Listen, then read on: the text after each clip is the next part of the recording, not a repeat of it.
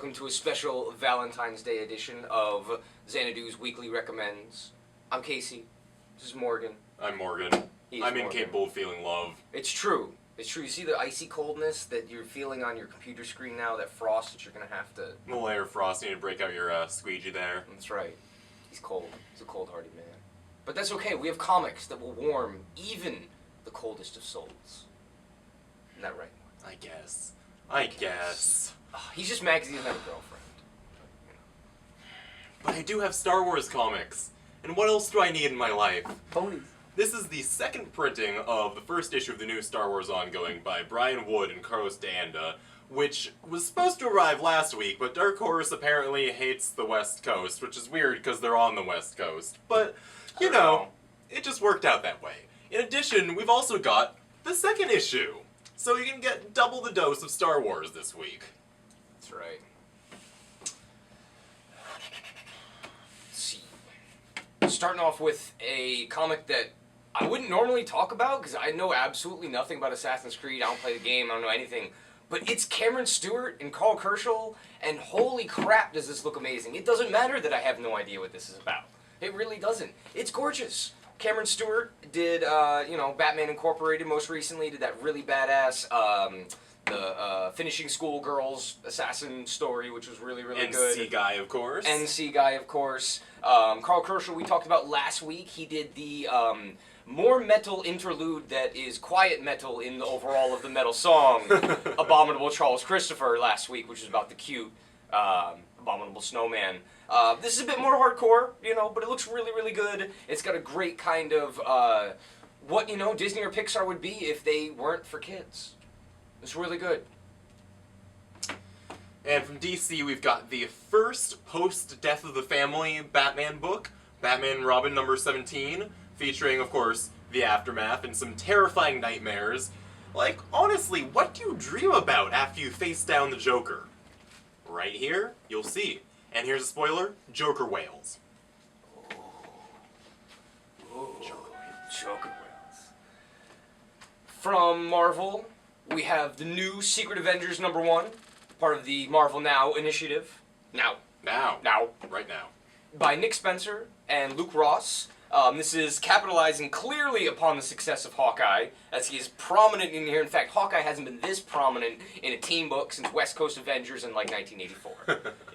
Holy crap. But yeah, it's got Black Widow, it's got Sam Jackson, Nick Fury. If that's really Nick Fury, I'm still kind of confused on the Nick Fury-ness. No, it's Nick Fury's son. Yeah. That no one ever knew about. That no one ever knew about because he's in the movies. Yeah. But, regardless of that, this should be good. Espionage stuff. It's kind of sad to see the last, series of Secret Avengers finish. I did profess my absolute, not going to say love here because, like I said, I'm incapable of feeling it, but whatever the closest thing a robot can feel to love is, that is what I felt for the last run of Secret Avengers. Yeah.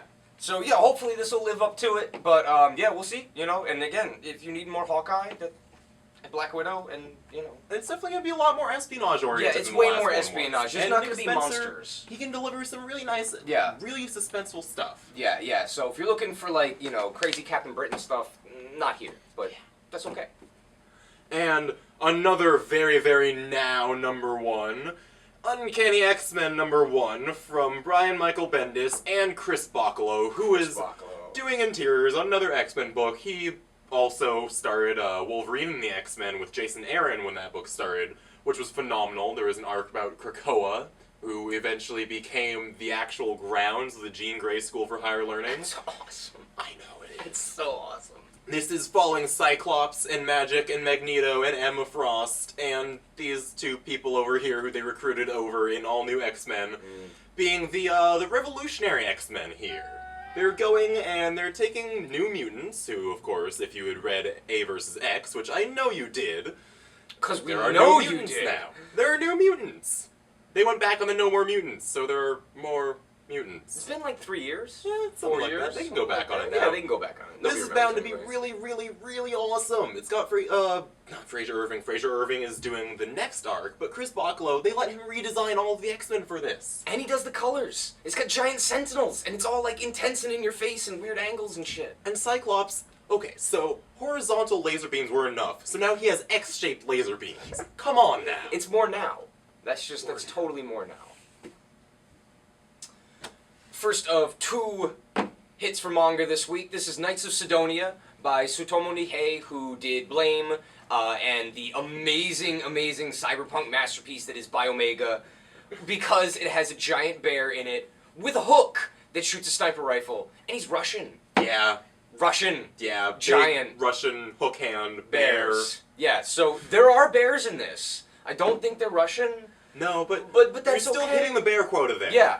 Yeah, and so this is more of a kind of streamlined style from him. Tustomu Nihei is a former architect who really builds these just amazingly believable worlds from the ground up, and they're usually really, really scratchy and really detailed. In this, he went for a bit more of a clean line, but it's got giant mechs in it, and it's got teenage knights with fantasy powers, and, you know, it's got weird zombie stuff, it's got weird mutations. And it's in space. And it's in space! I mean, yeah, this is great. So definitely, you know, it's manga, it's backwards, I know that might put people off, but really, if you haven't delved, you know, you haven't gotten on the manga train here, I mean, it's a good train, and there aren't many breaks on it. No, there aren't, so the fact that there's 2 this week is really great. Yeah, and the second of those 2, Hiroaki Samura's Emerald and Other Stories. Crazy western shit right here. We've got one-armed gunslinger, this lady, one-armed gunslinger. He has one arm. He shoots a lot of people. It's a really, like that other book, really scratchy style here. Yeah. Awesome line work. Weird western stories. Do you have anything else to say about Yeah, this? it's from the man who brought you Blade of the Immortal. Blade of the Immortal is one of the longest running mangas here in America. I mean, I've been buying it since I was in middle school, and never ever let down, ever. And the vast majority of his other stuff is actually, as a friend put it, would pretty much put you in, you know, jail if you published it. It's so bad that, you know, we can't even really talk about it here. But, you know, you're getting some other stuff that's not just, you know, this crazy guy with, like, 800 swords and he chops people in half. I mean, not that you need, you know, that's bad, but it's nice to have something else. So. And the aforementioned Wolverine and the X-Men, number 25. This issue features art by Ramon PEREZ, who most recently did Tale of Sand for Jim Henson and Archaia, which was an amazing, amazing translation of the unfinished screenplay that Jim Henson did. And this... Yeah, won an Eisner or 2, didn't it? It did. And this is Wolverine taking a field trip, and we know how these things go, to the Savage Land of all places. Great Again, idea. We know how these things go. For Survival 101 with Professor Wolverine. And, you know, this book is great, and it's always funny, but this issue is even funnier, if that's possible. I literally laughed out loud to the point where I made kind of stupid noises and made sure there was nobody else around. And there's these weird, cool, like, little Jonathan Hickman-y, you know, graphs in the back. It's the same infographic that they're running after Schism when they started That's Wolverine right, and the X-Men that's and right. the second volume of Uncanny X-Men. That's right. And Wolverine in the back even does grammar corrections and suggestions on the course schedule for the projected new year. So you don't want to miss that, for sure. But yeah, great stuff from Jason Aaron and Ramon PEREZ. It's really continuing to be the funnest X-Men book out there. Fun. Bringing that back. All right. And before we get into the classiest of the classy books we have here, we're going to hit up Torpedo, which is a bit grungier on the classy scale, but... Extremely classy, though. Classy with a little bit of grit on it, and it's that classy that you find, you know, under the stairs, that's got that flickering light, you know, down that back alley that you feel ashamed to be in. Oh, this is 1930s crime stories from the 80s by Sanchez Abuli and Jordi Bernay. Jordi Bernay... I cannot begin to describe his layouts. This is a book that was started by Alex Toth, and after 2 chapters, the artist switched, and he completely blew it out of the water. Yeah. If you can blow Alex Toth out of the water, you have no business not making comics. Yeah, and a lot of them. Jordi Bernay has been doing everything from this to Jonah Hex for longer than probably at least we've been alive. Yeah. And yeah, you know, all the hardcovers went out of print immediately. These are affordable soft covers. And again, this is one of those books where, you know, you'd be stupid not to buy it. It's true. Like, what's wrong with you? You don't like good comics? Damn. Look at this guy's face. Look how hard-boiled he is. He's the definition of hard-boiled. The no love. There is no love in this None. book. There's just grittiness. And Oh, we can God. wheel this thing out over here. Whew.